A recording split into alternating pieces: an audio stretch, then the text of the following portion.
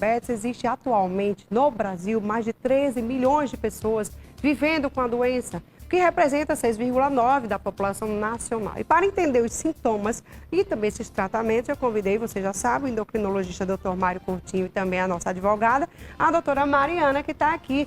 E eles estão aqui tirando nossas dúvidas e a gente estava debatendo aqui agora no intervalo, né? A doutora Mariana estava explicando um pouquinho sobre a questão de SUS, né, doutora Mariana? Explica um pouco mais para o pessoal que está assistindo aqui agora o nosso programa, que a gente estava conversando agora no intervalo. Explica um pouquinho. O tratamento no SUS, ele acontece em etapas. Então, você tem que procurar o posto de saúde perto da sua região. Eles vão indicar a medicação necessária, porque você vai fazer o uso. E também tem a opção de procurar as farmácias populares, onde há o fornecimento, disponibilizam algumas medicações. Mas tem que ter Sim, autorização médica, o laudozinho, tudo certinho? Isso, você tem que estar acompanhado do laudo, da receita, para fazer esse cadastro e você passar a integrar essa base de pacientes acobertados pelo SUS. No plano de saúde, é um encaminhamento também parecido, lembrando que a medicação de uso domiciliar não é fornecida, não é obrigatória a cobertura pelo plano. Mas a bomba de infusão de insulina, mencionada no início aqui do programa, ela tanto tem o fornecimento pelo SUS quanto pelos planos de saúde. Já existem decisões judiciais determinando a obrigatoriedade do plano de saúde em fornecer. E havendo a recusa, ou a recusa do plano, ou a demora do SUS em fornecer, surge para o paciente o direito de buscar o judiciário para ter esse direito assegurado. Por quê? Porque esse tipo de equipamento traz uma qualidade e uma autonomia. Imagine uma criança que precisa fazer a medição várias vezes ao longo do dia e o pai que está trabalhando, a criança está na escola. Então, é um dispositivo que traz uma melhora, sim, para a qualidade de vida do paciente. Maravilha, viu? Muito boa essa explicação. Doutor Mário, vamos lá, papel da alimentação e educação física, gente, a atividade física, né? Qual que é esse papel no controle da diabetes? É importante estar com a alimentação em dia, fazer atividade física para dar uma controlada? É fundamental, a alimentação e a atividade física, né? Muitos pacientes acham que é só tomar a medicação e não precisa melhorar tanto as outras esferas, né? Mas ele tem que fazer tudo junto para poder controlar. Só a medicação ele não vai resolver, só em determinados casos, só a alimentação sem a medicação também não resolve. Então, na realidade, ele tem que juntar tudo para poder controlar, né? Nos casos iniciais, às vezes, só a alimentação já consegue controlar. Mas quando chega num ponto de uma glicose mais controlada, a gente tem que associar junto à medicação. Eu queria saber o seguinte, é mito ou verdade, né? Que a pessoa não pode comer doce, não pode comer mais nenhum docinho na vida dela, nunca mais, né? Nem nada assim, carboidrato demais, açúcar, essas coisas. Tem que evitar, de verdade? Tem que evitar, né? Tem que comer o mínimo possível, na realidade. Dá para comer de vez em quando a glicose está bem controlada, mas também não pode exagerar. Uma carga grande de açúcar num momento só faz com que a diabetes descontrole. Então, se ele comer um pouquinho só para matar a vontade, ainda dá. Mas uma carga grande pode fazer ele descontrolar o diabetes naquele momento, né? Então, realmente tem que se policiar o tempo todo, mas estando bem controlado, né? Fazendo a dieta direitinho, dá para de vez em quando dar uma fugidinha. Falando ainda em alimentação, né? Tem muita gente que às vezes fica sem comer um certo tempo. Sei lá, né? Não deu tempo de comer. Daqui a pouco eu como, daqui a pouco eu como. E assim vai prolongando o tempo de comer, de se alimentar. Isso também pode prejudicar a quem tem diabetes? No caso do paciente que tem diabetes, se ele tem passar que se alimenta muito tempo... de quanto tempo, mais ou menos? O ideal é a cada 3 horas, porque ele está usando a medicação que vai baixar a glicose, né? Então, se ele passar muito tempo sem se alimentar, ele pode ter uma hipoglicemia. As medicações mais novas, mais modernas, elas causam muito pouca hipoglicemia, então não tem que ter esse controle tanto. Mas tem que prevenir, porque é possível ter uma hipoglicemia se passar muito tempo sem se alimentar, se atrasar a hora da refeição. Bora lá, tem o pré-diabético, tem o diabético. Quando a gente faz o exame, tem que dar quanto, mais ou menos, para dizer se está com se está pré-diabético ou se está com diabética. A glicose, ela tem que estar quanto, doutor, mais ou menos? Explica aí pra gente. Em jejum, ela só pode estar até 99. Se for depois de se alimentar, ela só pode dar até 139. Então, a maioria dos exames são feitos em jejum, então o número que tem que estar decorado é 99. Certo. Se der entre 100 e 125, é pré-diabetes já. Então, 100 a 125.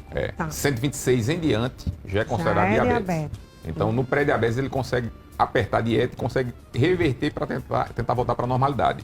Mas é importante também dizer que esse paciente, se ele descuidar, ele pode voltar de novo a apresentar. Então, ele está controlado porque melhorou a dieta, né? Mas aquela tendência sempre fica lá.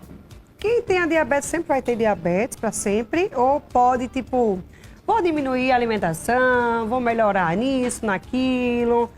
Tem como reverter essa diabetes, se for grau 1?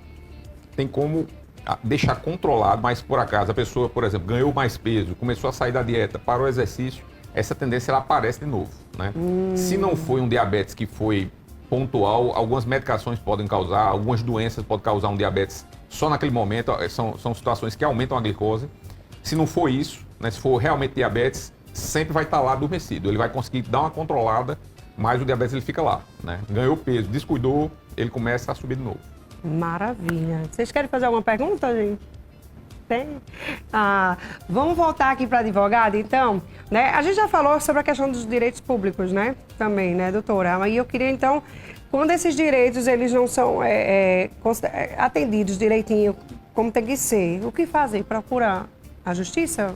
Corre para procurar advogado? Da mesma forma como a demanda contra o plano de saúde, a demora, a ausência do tratamento, a ausência do fornecimento da medicação pelo SUS também faz nascer para o paciente o direito de judicializar, tanto na esfera pública quanto na esfera privada. O paciente não pode ser prejudicado, justamente como o doutor Mário falou, é uma doença que não desaparece, ela fica sob controle, mas a partir do momento em que o tratamento prescrito está sendo comprometido porque a demora ou falta da medicação, os riscos para esse paciente são muito grandes. Então, o alerta que nós fazemos é não esperar, porque os riscos para a saúde, o agravamento, existem e são muito sérios. Eu ficava doidinha, porque meu filho é pequeno, ele é magrinho, né?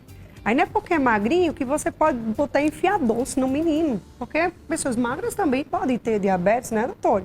Aí, às vezes minha sogra dizia, deixa o bichinho comer, ele é tão magrinho, pelo menos ele engorda um pouquinho. Eu disse, Deus que me livre, esse menino tem uma diabetes. Aí eu botava na cabeça dele, não pode comer, senão pode ter diabetes, não sabia nem o que era diabetes. Eu dizia, é uma doença que mata, meu filho. Não pode, para poder ele não comer tanto, né? Porque senão, na cabecinha dele, ele podia comer o tanto que ele quisesse. Né, porque não engordava. Então tem isso, gente, não pode. Não é porque você é magro que você pode comer assim à vontade, não, tá? Agora, existem inovações agora, doutor Mário, em promessas de tratamento da diabetes? Tem algum tipo de inovação? Existe sim, né? Todas essas medicações mais recentes para a obesidade são, a princípio, remédios para diabetes. Então, a obesidade, que é uma doença que está muito associada ao diabetes, quando a gente trata a obesidade, ao mesmo tempo trata já melhora do diabetes também, né? E além da redução de peso, ela ainda é uma medicação que baixa a glicose, né? Então, é um tratamento muito promissor, né? Tá mudando o tratamento. Nos Estados Unidos, pela primeira vez, a curva de obesidade começou a descer com essas novas medicações, né? E são medicações para perda de peso, mas são, a princípio, para diabetes também, né? Então, todas essas medicações, elas são muito Seria muito tipo Ozempic, essas medicações? Monjaro, e quem Wegovy. tem diabetes, se está tomando Ozempic, pode vir a ter essa diabetes ou ela não tem nada a ver, né? Porque às vezes a gente quer perder um pezinho aqui, né, minha gente? Aí toma essas, né, como é que a gente fala? As canetinhas, né? Que está fazendo maior sucesso entre os artistas e tudo. E aí? Não influencia, né, não, Mário? Porque vai que, né, a gente quer emagrecer e acaba tendo outro problema, doutor. Não, assim, a princípio ela protege o pâncreas, então até afasta a possibilidade da pessoa ter diabetes. Porque como ela faz com que a insulina haja melhor, ela poupa o pâncreas. Então, ela afasta mais a probabilidade de ter diabetes. Só que, em contrapartida, você tem que estar monitorado, tem que ver como é que estão os seus exames, como é a sua rotina, para ver se aquela medicação é adequada para você também. Não é só simplesmente usar, né? E outra coisa importante também é que tem que usar junto da dieta, junto da atividade física. Não adianta simplesmente usar a medicação. Maravilha. Quero aqui agradecer a doutora Mariana, muito obrigada por sua participação, doutor Mário também. Venham mais vezes no programa, foi um prazer tê-los aqui no Tarde da Gente. Aí a gente vai ficando por aqui, minha gente. Obrigada, viu? Obrigada. Eu que agradeço. Obrigada.